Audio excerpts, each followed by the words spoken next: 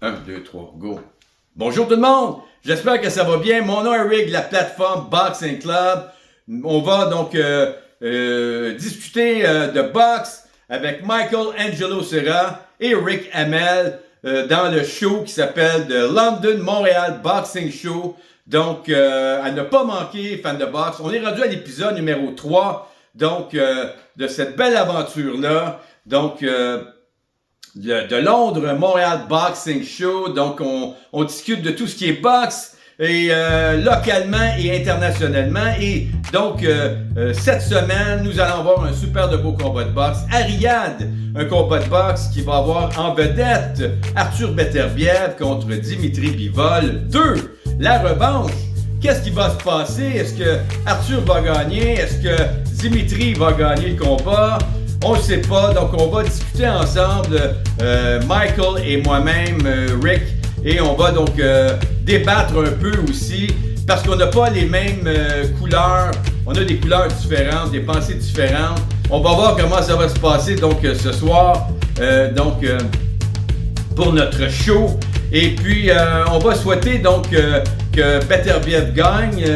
S'il perd, on va souhaiter donc nos félicitations à Dmitry Bivol.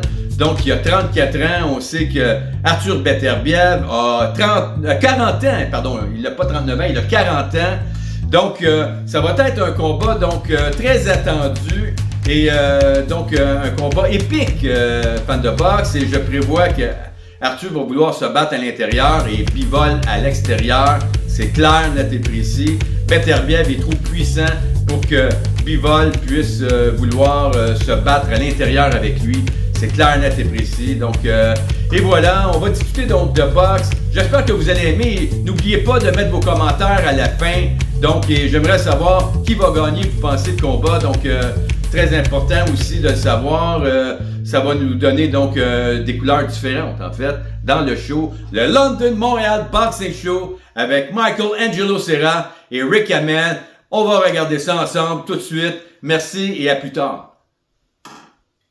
Bivol will fight by distance, I think. He has no choice, I think. Yeah, that's his game. I mean, he's a good puncher also. You know, I see him like the Australian guy, I can't remember his name now, but he can punch when he has to. And Berbatov is like any other man, you know. One thing that doesn't sit well with me about Berbatov, they're all going on about how strong he is, you know. I don't see him as strong as a guy like Dwight Muhammad Cowie. I know he's an old fighter from years ago, but I don't think no one has that physical strength. Just like, you know, he fought Michael Spinks, you know, Holyfield, one of the greatest cruiserweight fights ever. I just don't see him being as strong as him, but or as exciting. But he's good. I mean, you know. But yeah, I think Bivol will box on the back foot. That's his strength against a guy like Berbatov. And Berbatov will be basically, it'll be like the vent bag to the bull. And Bivol will just, and I don't like using terminology because I'm an animal lover, but it will be basically in boxing on the back foot and boxing Berbatov. Okay, if you allow me now, Michael, I think for myself, Beterbiev will force the fight. Okay, he will go forward and he wants to come inside. I think Bivol, and I think he will think one thing in his head: a KO. Okay, a KO on Bivol. And I think he will have this KO on Bivol. Why? Because, you know, I've seen the face-off. We know the face-off mean nothing, okay? But, you know, it's very mental. So I think, for myself, Beterbiev was better than Bivol in the face-off, you know. I don't know, but I think the vision, when I see, you know, the face-off, I think Beterbiev, confident, he's very confident, this gentleman. He won the first fight. I think he knows he can win the second fight, but he will not win this fight by decision. That's okay. Okay. Yeah. I think Beterbiev will win this fight, not easily, but he will win this fight by KO on Bivol. You know, it was not possible for him to win this fight, the first fight, by KO. But I think this fight, it will be the fact. He will win this fight by KO against Bivol, Michael, I think, honestly. Yeah. seems to be the tougher, stronger fighter, Beterbiev. He comes forward, as I say, but to me, I think that's just basically he's a bit of a one-horse pony, and one-horse trick, actually, one pony trick, as they call it, because that's all he seems to do is come forward. He's a bit of a bruiser. But Bivol, for me, he can come forward, he can go back. I think, as I say, I respect your opinion, I respect yours. I respect, and I think it's very interesting to have two colors, in our interviews. I think it's very interesting, I respect your point of view. I think it's important. Maybe Bivol can win this fight. He's young. He's got 34 years old, I think. He's a young gentleman, Beterbiev, 40 years old, he's not young, but he's got a lot of experience. And normally, youth win over experience, I think. Sometimes, but you could be 40 years of age and be a relatively fresh 40 years of age, and I think Berg's a relatively fresh fighter for his age. Bivol, as I say, they've had some hard tussles, and they all do to get to that level. But as I say, it's they're both pretty sort of like in their primes, and for the foreseeable, they are really pretty much the future of the light heavyweight division for at least the next year, 18 months. But again, we've got some amazing talent, especially over this country and over that country on the undercard, and that's Joshua Bivol2, who was a former Olympian, lovely guy. I met him. Bivol2, yes, very good fighter. Well, for some reason or other, he's the I won't go too much into it, but he's the WBO interim champion for some reason or other. That doesn't come into it because there's only one world light heavyweight title fight tonight, and that is Beterbiev Bivol. But Joshua Bivol2 has got his hands full tonight against Callum Smith. Callum Smith is a very, very good fighter. He's a genuine, world-class fighter, former world champion. He's very good, and he's going to have to have work cut tonight. But I think, and I believe that Bivol2 will win. Bivol2 is a very Bivol2, I feel for him because the press over here have been very critical to him. He has one bad day in the office, and they're all on him, and I think that's really unfair. And I've met Joshua Bivol2. He's such a lovely guy. He really is. We was at a gym opening for amateur club, Fairburn House Boxing Club, and he was there. Okay. And, he gave his time. You could see how genuinely nice he is. He gave his time to these young kids. He was talking to them. Nothing was too much trouble. He's such a nice guy, Joshua is. And the thing is, as soon as he has a bad, this is the thing in boxing. Nice people seem to get the brunt of it. More so with the distant press. He as soon as he has a bad day in the office, they're all on him. As soon as he has a good day, they're very fickle, these people. But the thing is with Joshua Bivol2, he's a very, very good fighter. And the thing I like about him, as I said, he's economical with his punches. He doesn't waste a lot of energy. He reminds me, and I told him this, and I don't think he actually saw Terry Norris at the time, because obviously he's considerably younger than I am. But he reminds me a lot of Terry Norris, because he was very tight, but he was very fluid, and he never wasted any punches. He never swung or anything. He was very precise, and he reminds me a lot of him. And what do you think about the fight also, Parker and Macaulay? Yes. Example of it's like a Cinderella Man story, isn't it? Really, like James Bradley against Max Baer. Yeah, I know. Yes. That last minute substitute, and the thing is, yes, he reminds, because he smiles a lot, Macaulay. He reminds me that he's a genial kind of guy. He seems a nice guy to get. But we had a guy from these shots 30 years ago. Yeah, they can be outboxed.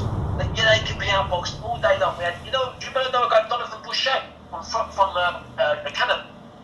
But he was not prepared for this fight, Michael. He was not prepared for this fight. I think it will be interesting to see that. Yeah, we had Donovan Boucher from Canada years ago. He was Commonwealth champion. He come over to here. He was beating everyone in defence. Kirkland Lang, he stopped Kirkland Lang. The guy who beat Roberto Duran. Okay.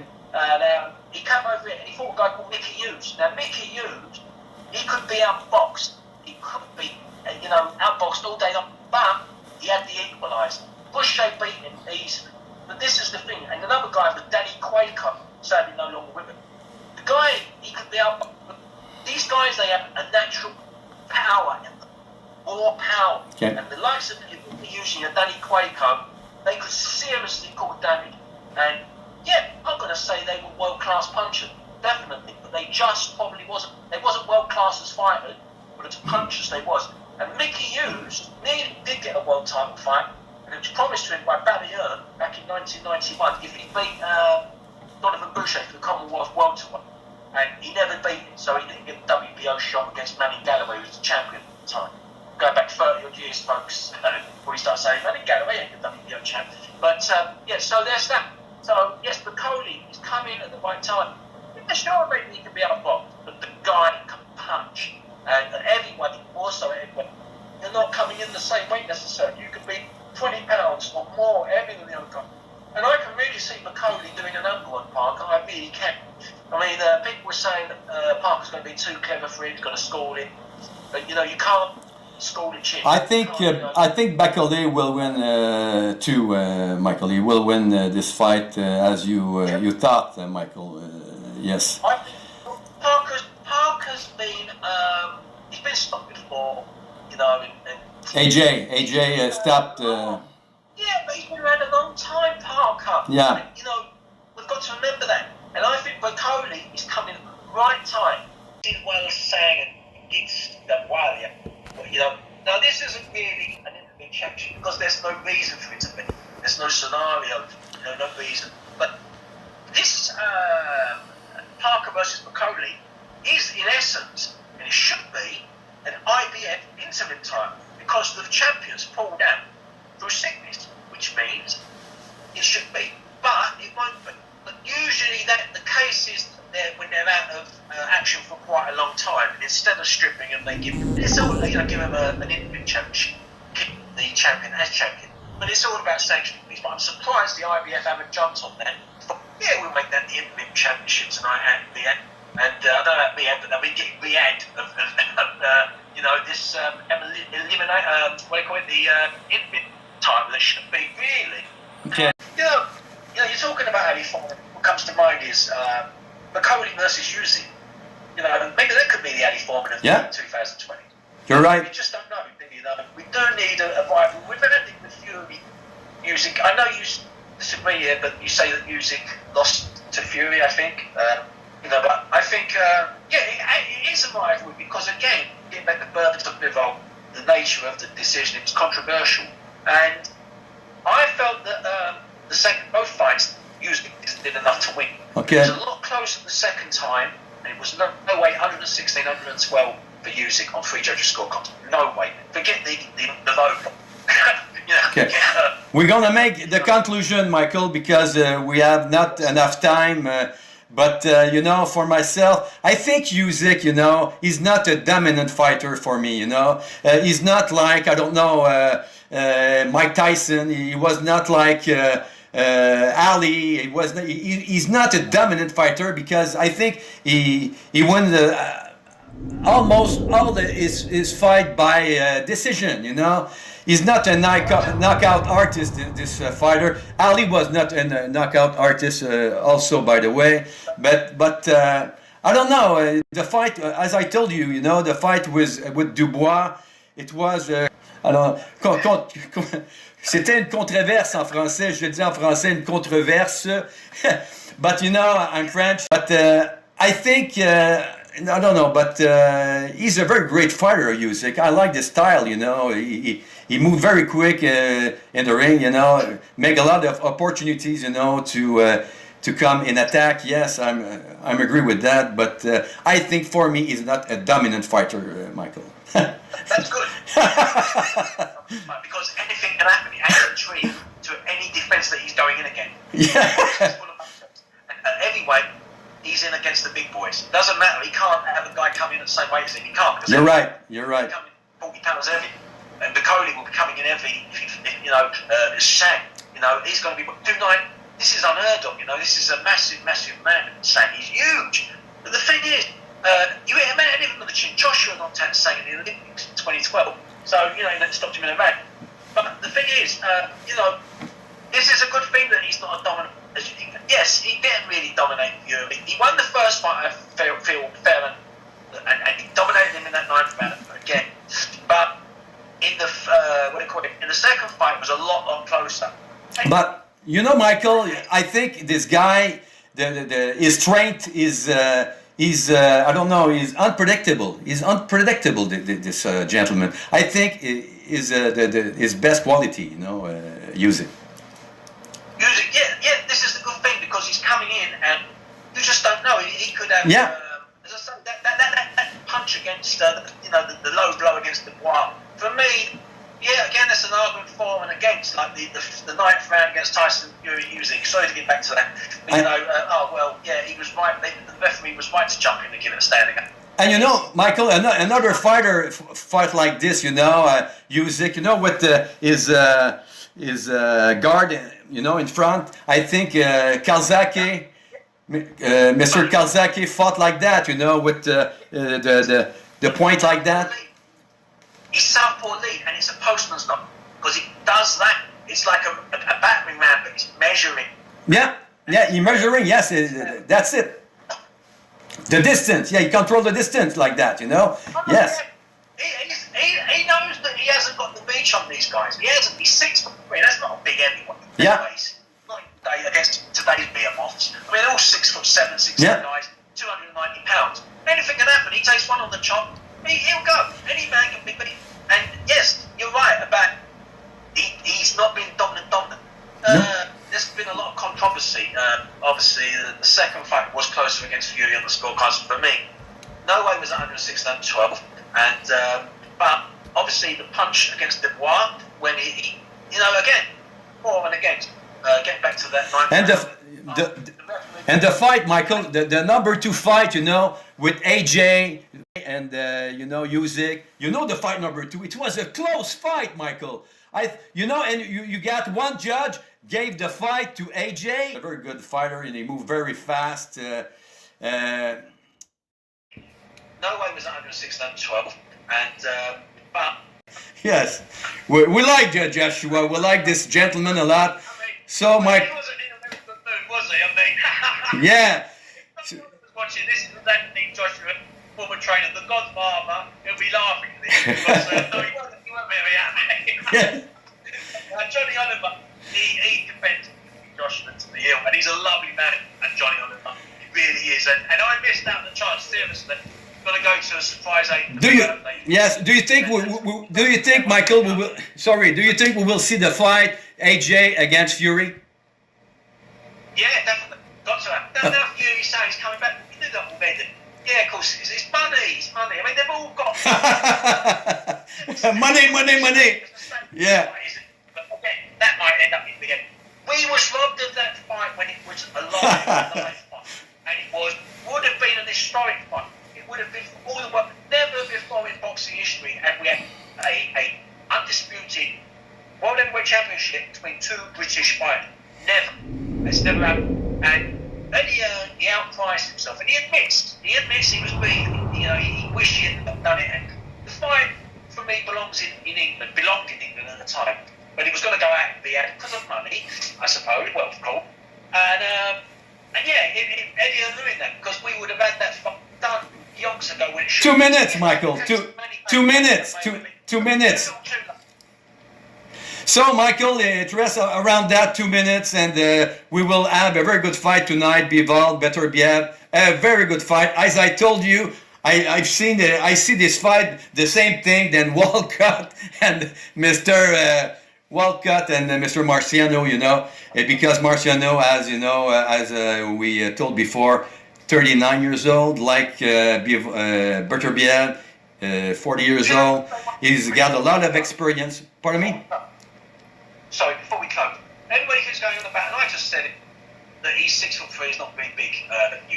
But a lot of people say about Marciano, Joe Lewin, they were cruiserweights, they wouldn't have lasted against today's lot. Tell that to Tony Galento, Primo Carnea, the Buddy Bear, A.B. Simon. Okay. Those guys, because they couldn't. When you can hit a guy, check them, see just with against Louis Yankel. Yeah, you told me that. Wallard against yes. And his head was as big as Marciano Gargano's face. Yeah. And if you can hit a guy right, he'll go. And that's the beauty of heavyweight boxing. You've got a puncher, and he can punch. Dempsey can do it. Louis can do it. Marciano can do it. Marciano can do it. And you'll never know in boxing, Michael, and in heavyweight, it's like that. Oh, Usika's got a tape measure. That ain't a jab. That's the tape. He's measuring these guys. Yeah. You know, and Yeah. watch the punches. His key punch, and that key opens the doors. Twice, and it's a dabbing punch, but he fights like a cat. He's very, very quick, and I love him. And I think he is, at the moment, not head and shoulders of the physicality of me, but physically, he's head and shoulders of pain. That's why he's undisputed. So, Michael, I know you're a passionate man. Through a show, Phil, and I wish you both a speedy recovery. So, Michael, you're a passionate man. It shows a lot, you know. You like boxing, like me. You're a very good partner. I'm very proud to have you as a partner, Michael. And you know, tonight, a very good fight. And for myself, I think Beterbiev will win this fight by KO on Bivol. And for yourself, according to you, it's the contrary. I think Bivol will win by decision. That's you. For Cody Park, who do you think? I go for Cody by knocking. Stop me. Yeah, me too. I just don't think. I think it's going to be very nice, this show. Again, the show number 3. Thank you very much, my friend Michael Angelo Serra. So, thank you. Bye-bye. Thank you. Et voilà, fans de boxe, j'espère que vous avez aimé donc le LondonMontreal Boxing Show, la discussion de l'épisode numéro 3 entre Artur Beterbiev et Dmitry Bivol2, la revanche. Donc, et voilà, très hâte de voir le combat. Donc, nous avons fait un show pour discuter de boxe, discuter de ses couleurs, de mes couleurs, et de voir de votre côté aussi. Vous êtes la bienvenue si vous voulez donc entrer dans les discussions avec les commentaires. Vous êtes la bienvenue, fans de boxe. C'est ça, c'est toujours. Et heureusement que vous êtes là. Donc, et voilà. Et on va parler donc de Artur Beterbiev, mais on va juste pas parler de Artur Beterbiev et Dmitry Bivol, mais on va parler de la sous-carte aussi. Donc, on va parler de plusieurs boxeurs dans la sous-carte, ceux qui nous intéressent le plus. Et la plupart, on touche à la plupart des combats parce que tous les combats sont hyper intéressants. Donc, et voilà. Donc, merci donc d'avoir participé à The LondonMontreal Boxing Show, le LondonMontreal Boxing Show. Donc, avec deux couleurs, Michael Angelo Serra et Rick Hamel. Donc, on est là donc pour vous égayer aussi. Donc, merci et puis à la prochaine, fans de boxe. Merci, au revoir.